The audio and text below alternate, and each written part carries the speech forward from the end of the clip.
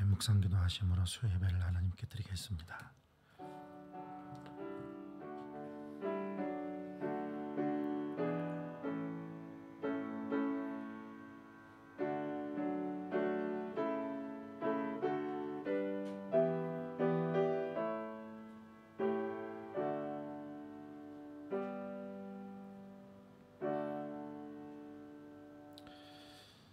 그리스도 예수의 보혈로 존귀하게 된 교회가 한자리에 모여 주님과 교제하며 또 성도 간의 교제를 나눌 수 있는 시간을 허락하신 것을 감사드립니다. 하나님께서만 이 자리에 주인 되어 주셔서 오직 주의 뜻이 펼쳐지게 하여 주시고 각자의 부어지고자 하는 하나님의 그 크신 은혜와 사랑이 온전히 누려지는 시간이 되게 하여 주시옵소서. 우리 개인과 우리 교회가 하나님의 원하시는 방향대로 아름답게 세워져가는 귀한 예배가 되도록 인도하여 주옵소서. 예수 그리스도의 이름으로 기원하옵나이다. 아멘. 함께 찬송가 272장 부르신 후에 유지원 집사님 기도 인도해 주시겠습니다.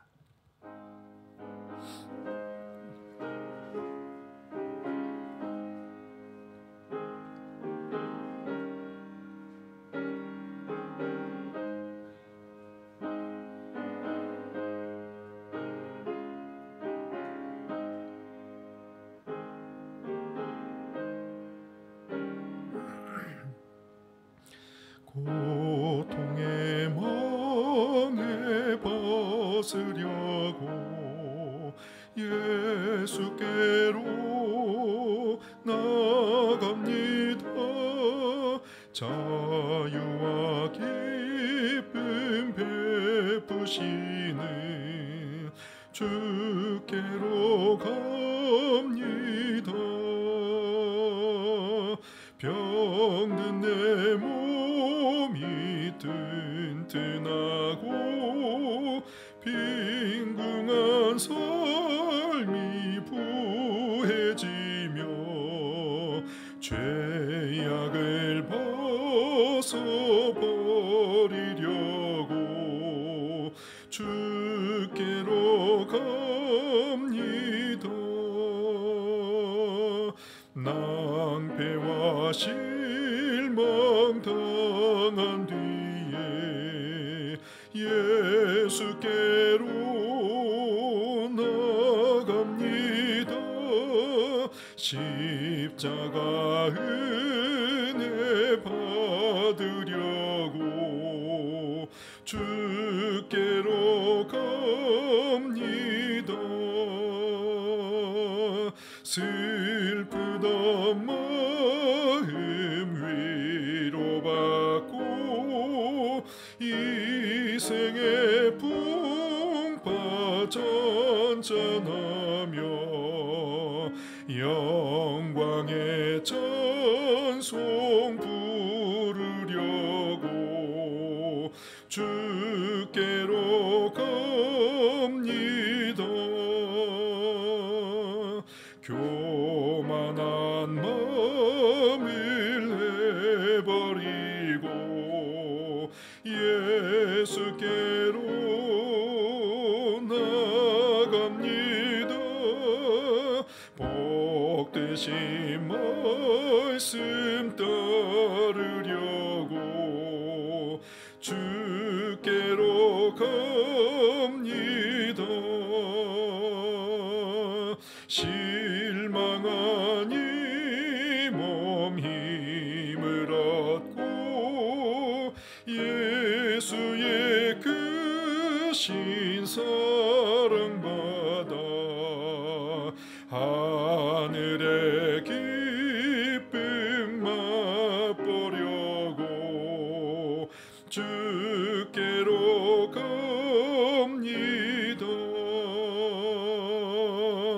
죽음의 길을 벗어나서 예수께로 나갑니다. 영원한 집을 바라보고 주께로 갑니다. 멸망의 보고해여 나와 평화의 나라 다다라서 영광의 주를 배우려고 주께로 갑니다.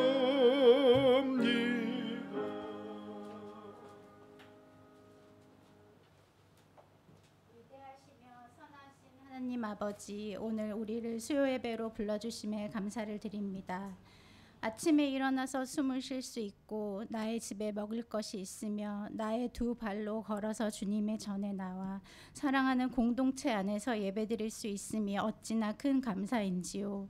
이런 작은 일상들조차 주님께서 허락하지 않는다면 우리가 아무것도 할 수 없지만 사실 우리는 늘 주님의 은혜를 잊고 살아갑니다. 우리는 때로 내가 못 가진 것에만 초점을 두고 괴로움과 집착으로 살기도 하지만 우리는 더욱 가진 것에 그럼에도 감사하며 주님을 찬양하며 살기 원합니다. 또한 우리 삶을 회개합니다.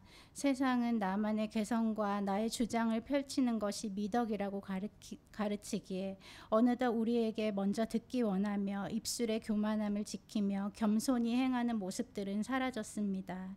나의 머리로는 예수님을 알지만 나의 삶에서 예수님의 모습은 사라진 채로 이 삶을 살고 있는 건 아닌지요.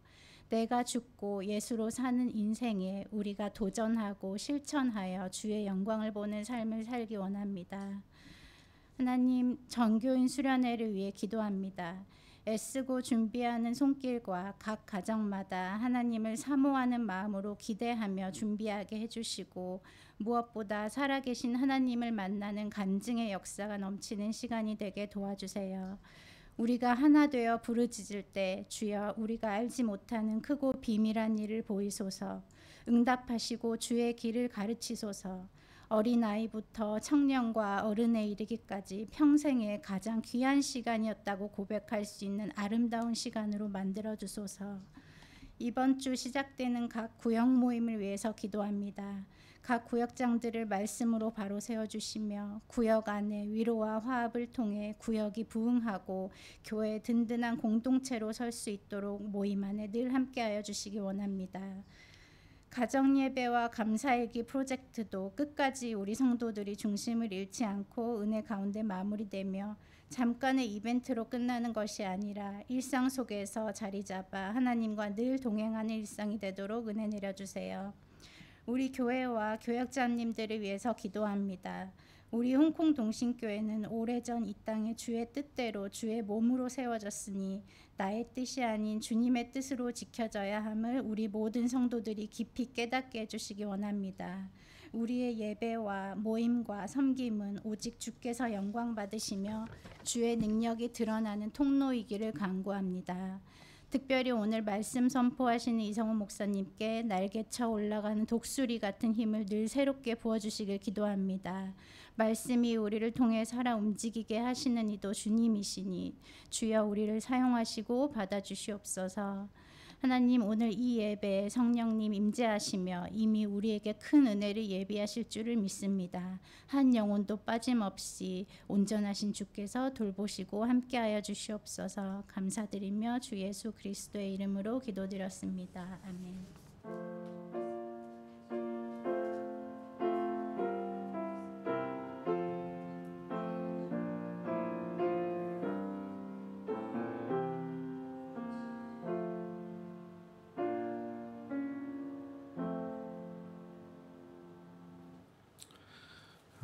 주신 하나님의 말씀은 예레미야 30장 17절로 19절까지의 말씀입니다. 제가 가진 성경 구약 1099면입니다.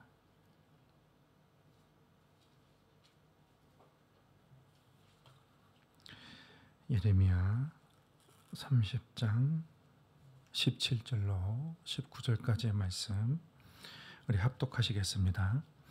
여호와의 말씀이니라. 그들이 쫓겨난 자라 하매 시온을 찾는 자가 없은즉 내가 너의 상처로부터 새살이 돋아나게 하여 너를 고쳐주리라.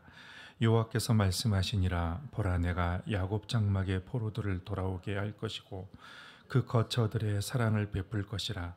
성읍은 그 폐허가 된 언덕 위에 건축될 것이요 그 보르는 규정에 따라 사람이 살게 되리라. 그들에게서 감사하는 소리가 나오고 즐거워하는 자들의 소리가 나오리라. 내가 그들을 번성하게 하리니 그들의 수가 줄어들지 아니하겠고 내가 그들을 존귀하게 하리니 그들은 비천하여 지지 아니하리라. 아멘. 사람은 모두 건강하고 또 온전한 인생을 살고 싶어 합니다. 그러면 우리가 그런 인생을 살기 위해서 우리에게 필요한 것이 무엇일까요? 먼저는 우리에게는 육신의 건강이 필요합니다. 육신이 건강해야 모든 일들을 도모할 수 있고 육신이 건강하지 않으면 많은 일에 제한받을 수밖에 없습니다. 제가 아는 한 디자이너가 있는데 이 사람이 회사를 입사한 지 2년이 되었습니다. 그런데 갑자기 허리가 저릿하더니만 허리 밑으로부터 이렇게 통증이 되는 것이었어요. 지금 다니는 회사가 너무 좋아가지고 그 회사를 그만두고 싶지 않아서 열심히 그래도 어떻게든 해보려고 했지만 그것이 쉽지가 않았어요. 가진 방법을 다 동원해서 이 치료를 받아보려고 치료를 받아보고 그렇게 해도 이게 차도가 없는 것이었습니다. 그래서 회사에게 사정을 얘기했어요. 지금 몸이 너무 아프다. 그랬더니 회사에서 재택근무를 허락을 해줬습니다. 병원도 다니고 집에서 재택근무를 해라 라고 그렇게 해서 병원도 열심히 다니고 그리고 또 밤을 새워가면서 엎드려서 허리가 아프니까 엎드려서 그렇게 일을 했습니다. 그렇게 버티다가 이 병원에서는 그거 엎드려 있는 거 좋은 거 아니다. 허리에 결코 좋은 것은 아니다. 그래서 일을 그만둬라. 일을 그만두고 일단은 좀 쉬어야 된다. 그래도 버텼지만 결국 1년 만에 이 디스크 수술을 하게 되면서 일을 그만두게 되었습니다. 여러분, 건강이 허락이 되지 않으면 하고 싶은 일도 못하게 됩니다. 직장 생활도 그르치게 돼요.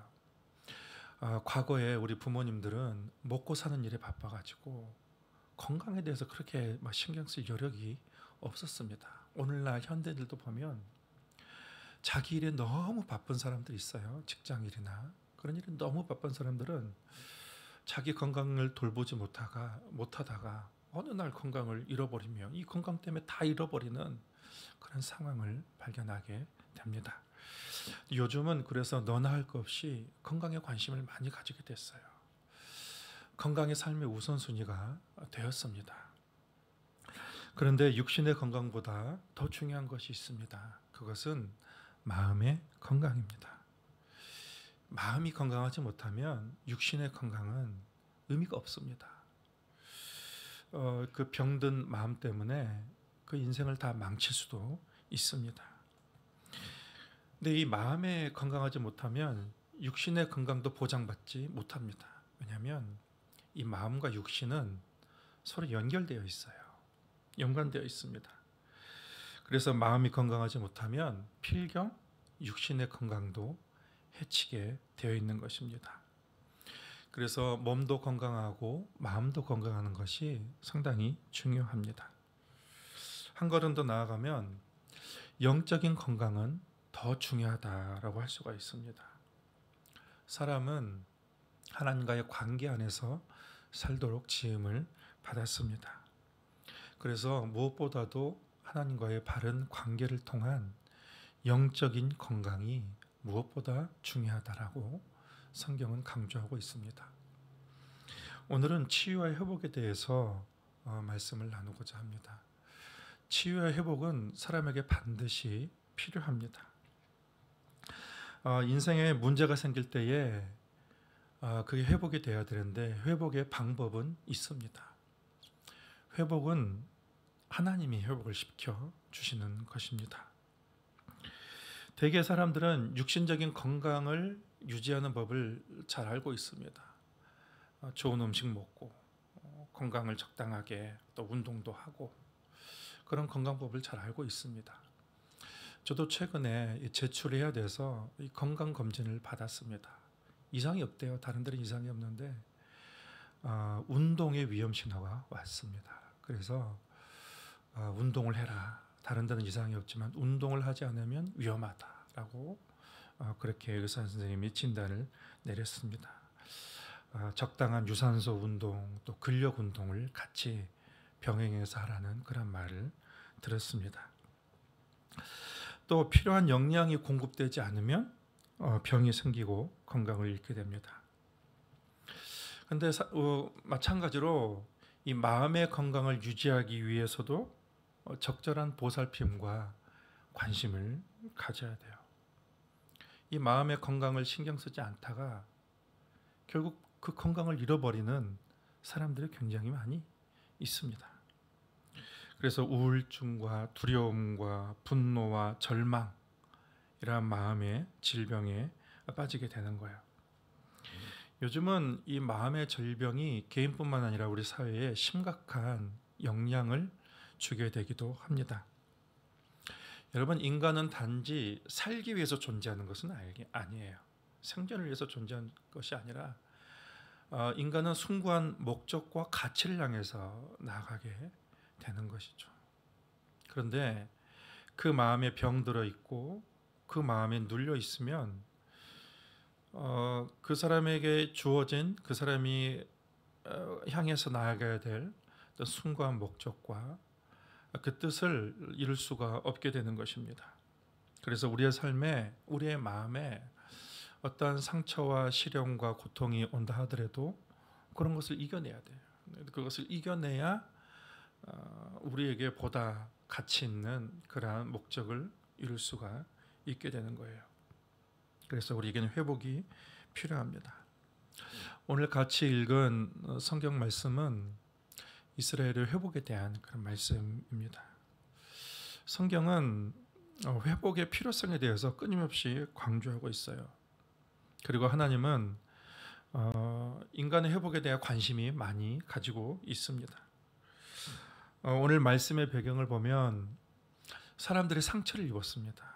이스라엘 백성들이 상처를 입었는데 그들의 나라가 전쟁에서 패하고 말았습니다. 그리고 수많은 사람들이 바벨론으로 포로로 끌려갔습니다. 그래서 사람들이 절망에 빠졌습니다. 그런데 이 절망의 본질은 하나님을 향한 절망이었어요. 하나님에 대한 절망이었습니다. 어떻게 이방 나라에 우리가 패배하게 할 수가 있는가? 어떻게 하나님이 우리를 버리셨는가? 이 지경까지 이르도록 그렇게 만드셨는가라는 하나님께 대한 그런 절망, 하나님에 대한 오해 때문에 상처를 받은 것입니다. 그런 가운데서 이 선지자 예레미야는 그들에게 소망을 선포합니다. 그 소망이 뭐냐면 회복에 대한 소망이에요. 어떻게 회복할 것인가? 하나님이 회복하신다. 하나님이 회복하신다. 그것을 지금 선포하고 있는 것입니다. 우리 30장 17절 다시 한번 읽어볼까요? 30장 17절 짧게 제가 요약한 건데 같이 읽겠습니다. 내가 너의 상처로부터 새살이 돋아나게 하여 너를 고쳐줄 것이라. 18절도 같이 읽겠습니다. 내가 포로들을 돌아오게 할 것이고 성읍은 그 폐허가 된 언덕 위에 건축될 것이요 그 보루는 규정에 따라 사람이 살게 되리라. 19절도 같이 읽겠습니다. 그들에게서 감사하는 소리가 나오고 즐거워하는 자들의 소리가 나오리라. 내가 그들을 번성하게 하리라. 내가 그들을 존귀하게 하리라. 하나님은 이스라엘의 회복의 필요성에 대해서 말씀을 하셨습니다. 왜 회복이 필요한가? 사람은 상처받기 쉬운 존재이기 때문입니다. 사람의 많은 상처들은 과거의 경험으로부터 오게 됩니다. 그래서 과거의 상처가 해결되지 않으면 그것이 우리의 의식과 무의식 중에서 계속해서 쌓이게 되는 거예요. 저장됩니다. 그런 것이 쌓이면서 우리를 억압하게 되고 또 우리를 구속하게 되는 것으로 나타납니다. 그래서 회복은 과거로부터의 회복, 그 벗어나는 것으로부터 시작이 됩니다. 그래야 새롭게 시작할 수 있게 되는 것이죠. 이사야 43장 18절에서 19절 초반절까지 말씀, 이것도 같이 한번 읽겠습니다. 너희는 이전 일을 기억하지 말며 옛날 일을 생각하지 말라. 보라, 내가 새 일을 행하리니 이제 나타낼 것이라. 하나님의 새 일을 행하시겠다는 거예요. 그런데 그 새 일을 하나님께서 행하시는데 그 새 일을 행하기 위한 조건이 있습니다. 그 조건이 뭐냐면 이전 일을 잊어버리라. 과거로부터 벗어나라. 그것을 말하는 거예요. 오늘 17절에 보면 내가 너의 상처로부터 새살이 돋아나게 하며 그리고 너를 고쳐줄 것이다 라는 거예요. 하나님은 끊임없이 상처를 고칠 것이다 라고 그렇게 말씀하십니다. 이 과거로부터 벗어난다는 것은 과거의 상처로부터 벗어나는 것을 의미하는 것입니다. 그래서 이 상처로부터 벗어나는 것, 과거로부터 벗어나는 것이 또 다른 구원의 의미가 될 수도 있는 것입니다. 인간의 모든 상처는 기본적으로 죄와 연관되어 있습니다. 자신의 죄이든지 아니면 타인의 죄 때문입니다. 그래서 이 죄는 끊임없이 우리를 미래를 향해 나아가지 못하게 만들어요. 하나님의 새 일을 행하시고자 하는데 끊임없이 과거의 발목을 묵도록 그렇게 만드는 거예요. 그래서 미래로 나아가지 못하게 만드는 것입니다. 그래서 모든 회복은 죄의 문제를 해결하는 것부터 시작이 됩니다. 그래야 과거로부터 벗어날 수가 있는 것입니다. 먼저는 하나님으로부터 우리는 용서를 받아야 되는 거예요. 죄는 마음 가운데 상처를 남깁니다. 그래서 그 상처가 쌓이고 쌓이면서 그것이 인생의 짐이 되는 거예요. 그래서 이런 문제들이 해결되지 않으면 마음의 병이 더욱 깊어가져 말 것이고 무거운 짐들이 우리를 계속해서 누르게 될 것이고 힘들게 만들 것입니다. 그러면 우리는 어떻게 해야 되는가? 하나님께 죄를 고백해야 되는 거예요. 그리고 죄를 회개해야 되는 것입니다. 하나님은 우리보다도 우리를 고치시기를 원하십니다. 계속해서 하나님은 희망을 주셔요. 내가 너를 고칠 것이다 라는 그런 희망을 주십니다. 죄로 인한 상처는 고백을 통해서 치유가 됩니다. 하나님 앞에 문제되는 죄를 고백하는 거예요. 그래서 나를 따라다니는 상처와 인생의 무게로부터 해방될 수 있는 것입니다. 때때로 죄를 인정하고 고백하는 시간이 필요합니다. 그것이 더 필요하다면 금식까지 하는 것도 우리에게는 필요할 수가 있습니다. 그래서 기도와 금식은 내 안에 있는 죄의 원인을 깨닫고 또 그로 인한 죄로 인한 상처까지도 깨끗하게 씻기는 그런 힘이 있습니다. 요한일서 1장 8절과 9절도 같이 읽겠습니다. 만일 우리가 죄가 없다고 말하면 스스로 속이고 또 진리가 우리 속에 있지 아니할 것이요 만일 우리가 우리 죄를 자백하면 그는 미쁘시고 위로우사 우리 죄를 사하시며 우리를 모든 불의에서 깨끗하게 하실 것이요. 이 죄를 고백하지 않으면 하나님과 나 사이에 벽이 생기는 거예요. 그리고 여전히 과거에 묶여 살게 되는 거예요. 내가 누군가의 잘못으로 상처를 입었습니다. 물론 그것은 가해자의 잘못이기도 하지만 그것에 대한 반응은 자신의 책임입니다. 분노하거나 억울하거나 비참하게 느끼는 것은 자신의 선택인 것입니다. 그래서 하나님 앞에 고백하고 용서하지 않으면 그런 무게가 내 삶을 힘들게 만드는 거예요. 그래서 죄를 고백한다는 것은 회개한다는 말인데 이 회개라는 게 뭐냐면 마음을 바꾼다는 거예요. 다른 한편으로는 내 마음을 비운다는 것이죠. 그 죄의 마음을 빼앗기지 않도록 결심을 하고 내 마음을 비우는 것입니다. 철저히 비우는 거예요. 내 생각도 비우고 그래서 그리스도께 드리는 것이죠. 그리스도께. 그리스도가 나를 주장하도록 나의 감정이 주장하지 않고 생각이 주장하지 않고 그리스도가 주장하도록 나를 드리는 것입니다. 여러분, 그래서 빛이 어둠 가운데 오면 이 어둠이 사라지는 것이죠. 빛이신 예수 그리스도와 그분의 말씀이 끊임없이 내 안에 들어오게 되면 이 나의 마음을 어둡게 만들었던 모든 과거의 상처들이 이게 다 사라지게 되는 거예요. 그리고 주의 말씀은 살아있고 운동력이 있어 좌우의 날선 어떤 검보다도 예리하여. 그래서 내 마음에 있는 그 말씀이 그 마음을 이게 수술하는 거예요. 다 수술하고 아픈 부분을 도려내고 그리고 치유하시는 것입니다. 그리스도의 보혈이 상처난 부분을 다 싸매시는 거예요. 그리고 회복시키는 것입니다.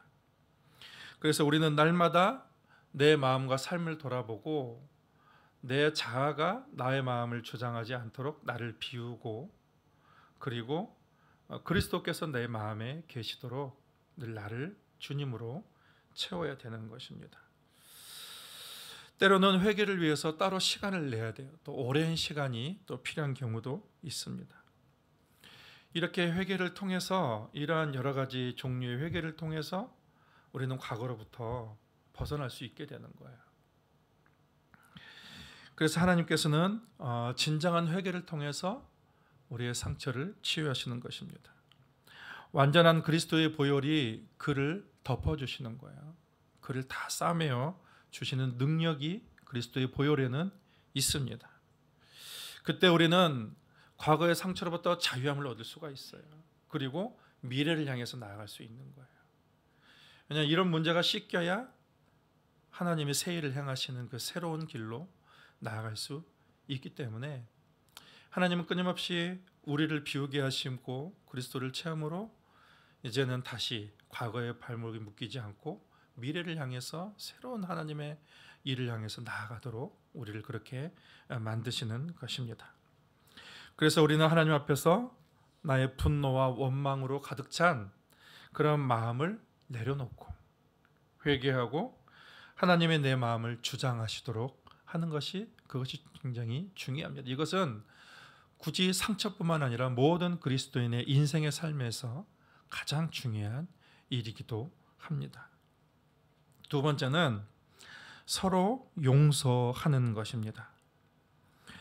죄의 고백, 이것은 과거의 상처로부터 회복되는 하나의 길이기도 하고 또 하나는 서로의 죄를 고백하고 용서하는 것입니다.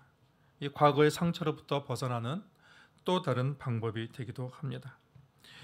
용서는 인간의 본성과 가장 맞지 않는 것 중에 하나입니다.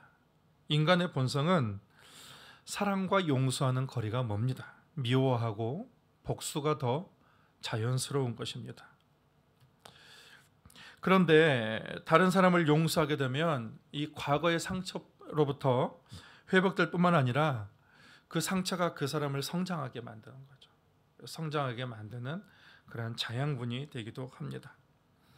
우울증과 분노와 패배에 있던 것들이 오히려 깨끗하게 씻기고 새로운 희망이 그의 마음 가운데 솟아나게 되는 거예요. 이것이 바로 주님이 말씀하신 용서의 능력이 되는 것입니다. 다른 사람을 용서하는 것에는 두 단계가 필요합니다. 첫 번째는 내가 먼저 하나님의 용서를 받아들이는 거예요. 우리가 용서해야 될 근거는 나에게 있지 않고 하나님 안에 있습니다. 나의 선함이 용서가 아니라 하나님의 용서가 모든 용서의 근거가 되는 거예요. 그래서 하나님이 나를 어떻게 용서하셨는지를 우리는 늘 돌아볼 필요가 있습니다. 용서받을 수 없는 나, 은혜 받을 수 없는 나를 하나님이 용서하시기 위해서 대신 자신을 죽이시고 십자가에 달리실 정도로 나를 용서하셨다는 것을 먼저 받아들이는 것입니다. 그러면 그 용서의 능력을 진실로 내가 받아들일 때 상대방을 용서할 수 있는 그 능력과 힘이, 그 에너지가 나에게서 나오는 것이 아니라 내 안에 있는 하나님에게서 나오게 되는 것입니다. 그리스도에게서 나오게 되는 것입니다. 그래서 먼저 하나님의 용서를 받아들이는 것입니다. 그리고 두 번째 단계는 용서하려는 하나님의 명령에 순종하는 것입니다. 하나님께서 먼저 우리를 용서하셨고, 그리고 하나님은 다른 사람을 용서하라라고 우리에게 또 명령을 주십니다. 마태복음 18장에 보면 용서의 중요성에 대해서 예수님께서 비유로 말씀하셨습니다. 그런데 그 비유의 주제가 뭐였냐면 천국입니다. 천국이에요. 천국이 우리 안에 있다. 그러면 천국을 누리려면 어떻게 해야 되는가라는 그것을 알리기 위한 비유입니다. 용서할 때 진정한 천국을 경험하게 된다라는 그 말씀을 주님께서 하고자 하시는 거예요. 어떤 임금이 결산을 할 때에 자신의 신하 중에 1만 달란트 빚진 자가 있습니다. 그를 붙잡아 와서 그를 팔고 그의 가족도 다 팔고 그의 재산을 다 팔아서 빚을 갚게 하라라고 엄히 명령을 내렸습니다. 그때 이 종이 사정을 하면서 조금만 연기해 달라, 내가 다 빚을 갚겠다라고 사정을 합니다. 그때 임금이 그 빚을 다 탕감해 주었다라고 했습니다. 여기서 강조되는 것이 뭐냐면 탕감이에요. 연기해 준 것이 아니에요. 연장을 해준 것이 아니에요. 빚을 갚는 기한을 연장해 준 것이 아니라 완전히 싹 다 탕감을 해 주었다라는 것에 거기에 그 핵심이 있는 것입니다. 그런데 이 탕감받은 종이 나가서 자신에게 고작 100데나리온 그 빚진 그 친구를 만나게 되었습니다. 그를 붙잡고 멱살을 잡고 윽박지르면서 당장 빚을 갚으라고 합니다. 역시 이 친구가 사정을 하면서 좀 연장해 달라, 그러면 내가 빚을 갚겠다라고 하지만 이 탕감받은 종은 그렇게 하지 않고 오히려 감옥에 가두고 그리고 빚을 갚도록 그렇게 억지로 그를 억압했다라는 것입니다. 이 사실을 알게 된 임금이 그를 불러서 엄히 질책했습니다. 그러면서 그를 악한 종이라고 불렀습니다. 악한 종아, 내가 빌기에 내가 너를 불쌍히 여긴 것 같이 너도 내 형제를 불쌍히 여기는 것이 마땅하지 아니하느냐라면서 그를 책망하면서 그를 다시 옥에 가두는 그런 일들이 있었습니다. 주님은 우리 모두를 죄와 상처로부터 자유하게 하시기를 원하십니다. 주님이 그러길 원하시는 이유는 주님의 성품 자체가 자유이기 때문에 그래요. 자유함이기 때문입니다. 주님으로부터 자유와 회복을 얻은 능력은 어떻게 나타나냐면 다른 사람의 잘못을 용서하고 그를 자유하게 놓아주는 그런 능력으로 나타나게 됩니다. 용서받지 못할 자신의 죄가 용서받았다는 증거는 나 역시 용서하지 못할 사람을 용서하는 능력으로서 나타나게 되는 것입니다. 타인을 용서할 수 있을 때 진정으로 그가 용서받은 자이며 또 그가 자유자가 되는 것입니다. 예수께서 누가복음 6장 37절에 이렇게 말씀하셨습니다. 용서하라, 그리하면 너희가 용서를 받을 것이요. 그래서 용서의 둘째 단계는 용서하려는 하나님의 명령에 순종하는 것입니다. 그런 의미에서 용서는 쌍방통행입니다. 하나님이 우리를 용서하시고 그리고 우리는 다른 사람을 용서하는 것입니다. 이런 경우가 있을 수가 있습니다. 나는 큰 결심을 하고 그 사람을 용서하려고 갔는데 그 사람이 용서받을 준비가 되어 있지 않는 거예요. 심지어 그 사람이 자신이 했던 잘못을 다 잊어버리고 있는, 그것이 잘못이라고 알지도 못하고 있는 그런 상황 가운데 있는 경우입니다. 그래서 용서해 주는 것에는 위험 부담이 있습니다. 적반하장이죠. 그래서 용서하러 갔다가 더 큰 상처를 입을 수도 있게 되는 거예요. 그래서 우리가 어떤 사람을 용서할 때는 어떤 보상을 기대해서는 안 되고 그냥 용서 자체를 해야 되는 거예요. 하나님이 나를 용서하셨듯이 내가 다른 사람을 그대로 용서하는 거예요. 보상을 기대하지 않는 것입니다. 내가 용서한다고 해서 다른 사람이 다 그 용서를 받아들이는 것은 아니지만 그것이 자신을 자유롭게 하는 길이 되는 것입니다. 그래서 남을 용서해 줌으로써 그것이 나도 자유롭게 하고 타인도 자유롭게 하는 것입니다. 회복의 방해물은 엄밀히 말해서 나에게 상처를 준 사람이 아닙니다. 용서하지 못하는 것이 바로 회복의 방해물입니다. 용서하지 못함으로 인해서 그 사람으로부터 자유하지 못하고 결국 그 사람과 관련된 과거에 계속 묶여 있게 되는 것입니다. 그래서 우리는 이렇게 기도해야 됩니다. 주님, 그 사람에 대한 내 마음의 분노와 미움을 완전히 비웁니다. 나를 죽입니다. 나를 죽이겠습니다. 주님이 내 마음을 주장하여 주시옵소서.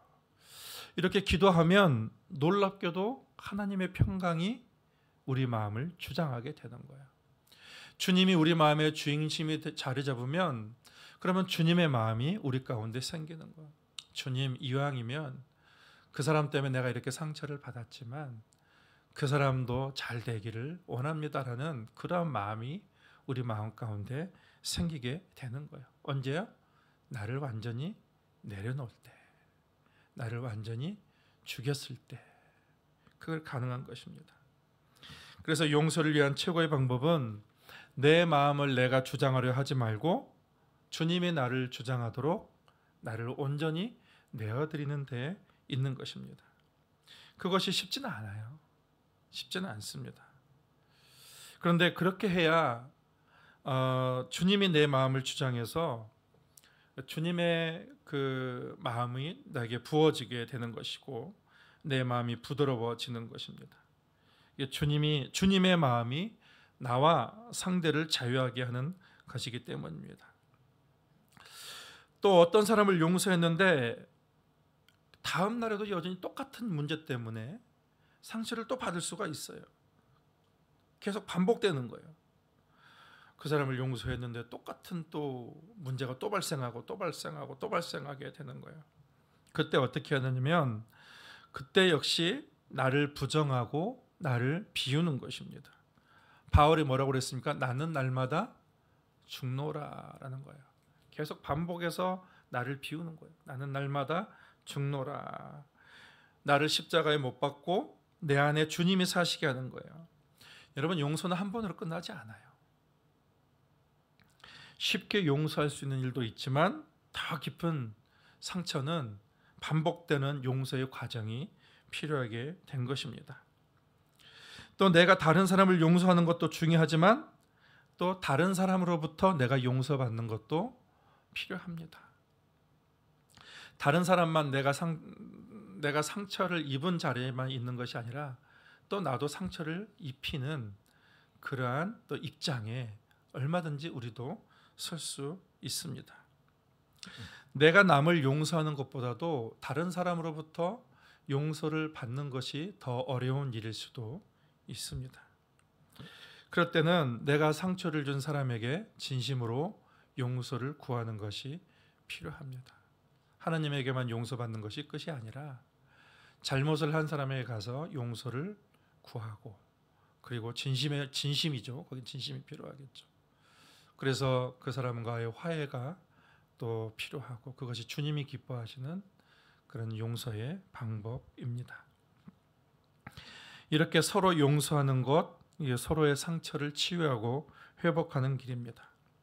이렇게 함으로써 과거의 묶임으로부터 우리가 벗어날 수 있는 것이죠. 그 사람을 용서하는 것도 중요하지만 그 사건도 용서를 하는 것도 중요합니다. 상처를 받았던 상황들, 문제들, 사건들 이런 것들을 용서하는 것도 중요합니다.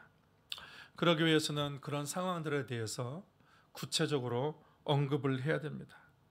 기억날 때마다 그렇게 해야 돼요. 그럴수록 더 온전한 회복에 이를 수 있게 되는 것입니다.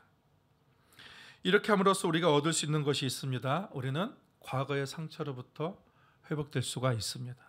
나를 묶고 있던 과거로부터 벗어나서 보라 내가 새 일을 행하리니 하나님과 함께 새로운 길로 나아갈 수 있는 것이죠. 그러니까 과거는 뭐예요? 과거는 십자가 아래 다 던져버리고 그리고 부활하신 주님과 함께 새로운 길로 나아갈 수 있게 되는 것입니다. 이것이 용서의 중요성입니다. 마지막으로 자신과 하나님을 용서하는 것입니다. 지금까지 내가 다른 사람을 용서하고 또 다른 사람으로부터 내가 용서받는 것에 대해서 말씀을 드렸습니다. 그런데 용서에는 이것만 있는 것이 아니에요. 자기 자신을 용서하는 것도 필요합니다. 다른 사람을 용서하는 것만큼 자신을 용서해야 되는 것이죠. 때때로 자기 자신에게 너무 엄격해서 자신을 학대하는 경우가 있습니다. 하나님의 뜻이 아닐 때까지 자신을 학대하는 경우가 있어요. 때때로는 자신에게 너그러워야 될 필요도 있습니다. 잘못하고 실수한 것에 대한 자책감에 빠지고 심하면 죄책감으로 자신을 학대하면서 괴로워하는 사람들이 있습니다. 이럴 때는 생각해야 돼요. 내 자신이 완벽하지 않다라는 것이죠. 그래서 자신을 인정하고 거기에 대해서 용서하고 때때로 자신이 수고하는 것에 대해서 감사해야 되는 거예요. 이것이 더 온전하게 만들어가는 그런 과정입니다. 하나님께서 그렇게 만들어 가시는 거예요. 하나님에 대한 용서도 필요합니다.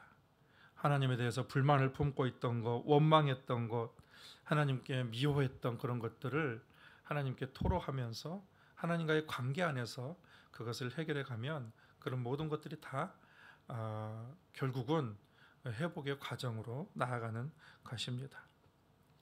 여러분, 잘못된 과거로부터 벗어나는 것이 용서로부터 시작된다라는 말에 대해서 여러분은 어떻게 생각하십니까? 독일이 엄청난 잘못을 했죠. 독일이. 그런데 독일이 유대인의 수많은 유대인들을 학살하고 세계 대전을 일으키고 그런 것에 대해서 독일이 한 것은 그런 자신의 잘못을 기념해 놓는 거예요.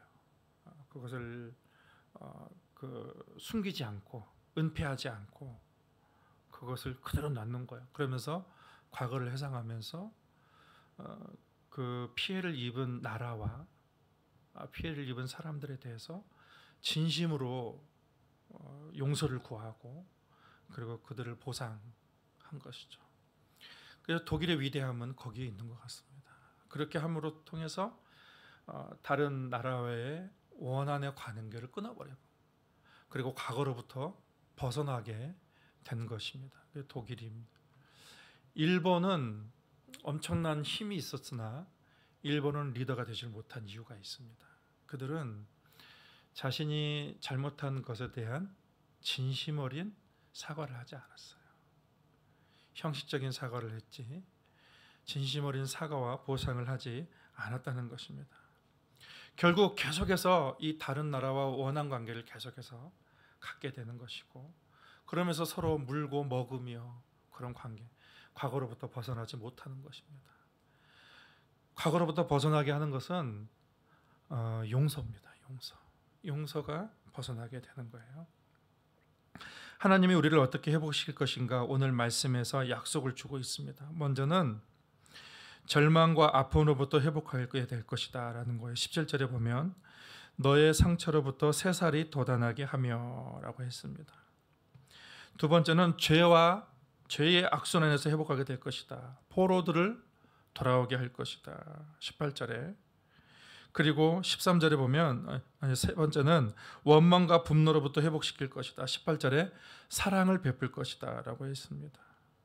그리고 네 번째로는 과거를 극복하고 미래로 나아가게 할 것이다 했습니다. 성읍을 건축하고 사람이 살게 될 것이다. 다섯 번째는 감사를 회복하게 할 것이다. 19절에 그들에게서 감사하는 소리가 나오게 하고 그리고 기쁨을 회복하게 될 것입니다. 19절에 즐거워하는 자들의 소리가 나오리라.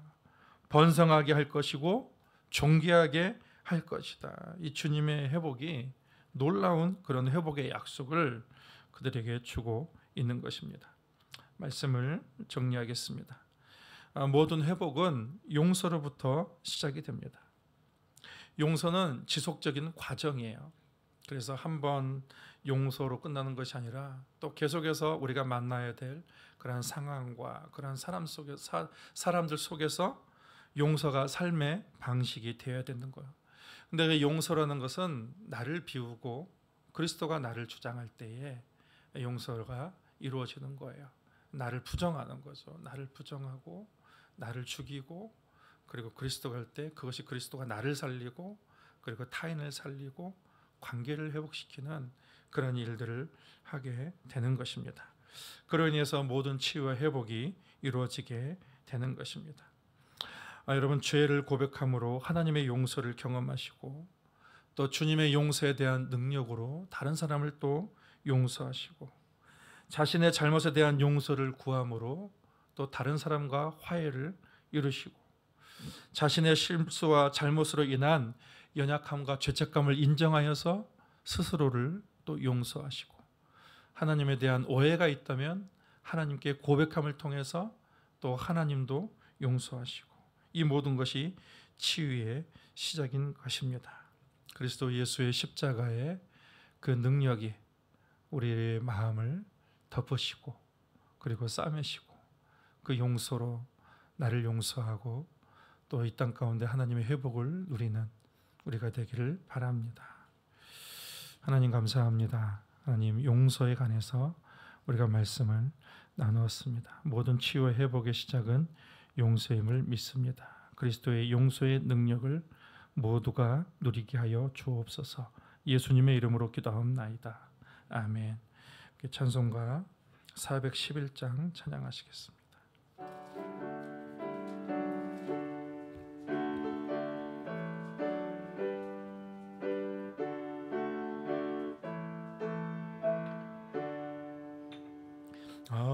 내 맘속에 참된 평화 있네.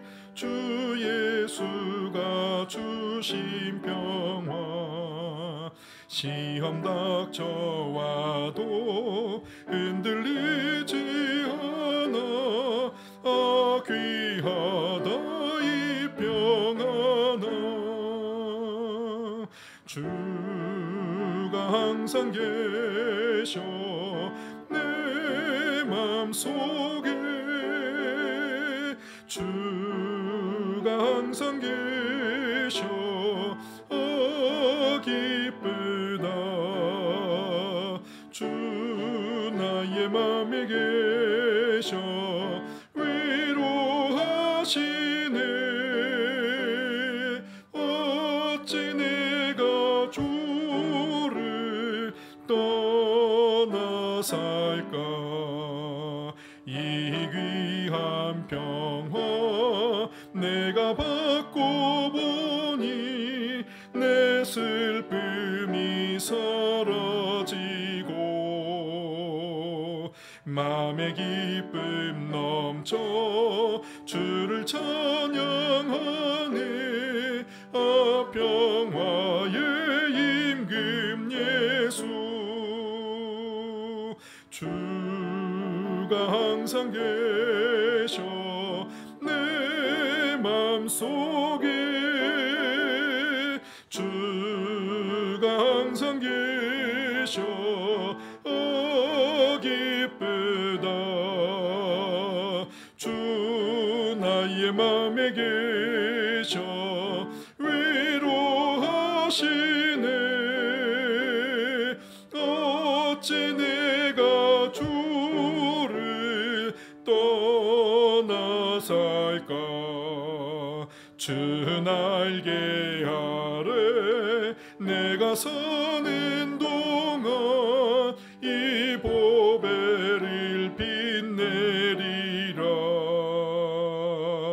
기쁜 그날이와 주를 만나 뵐 때 그 평화 영원하리. 주가 항상 계셔 내 맘속에. 주가 항상 계셔 기쁘다. 주 나의 나의 맘에 계셔 위로하시네. 어찌 내가 주를 떠나 살까. 여러분 청교인 수련회를 위해서 계속 관심 가지고 기도해 주시기를 바랍니다. 내일부터 구역장 모임을 갖도록 하겠습니다. 우리 옆 사람과 같이 한번 인사하겠습니다. 하나님께서 나를 용서해 주셨습니다. 자, 그래서 다시 한번 우리도 서로 용서합시다. 주기도문으로 예배를 마치겠습니다.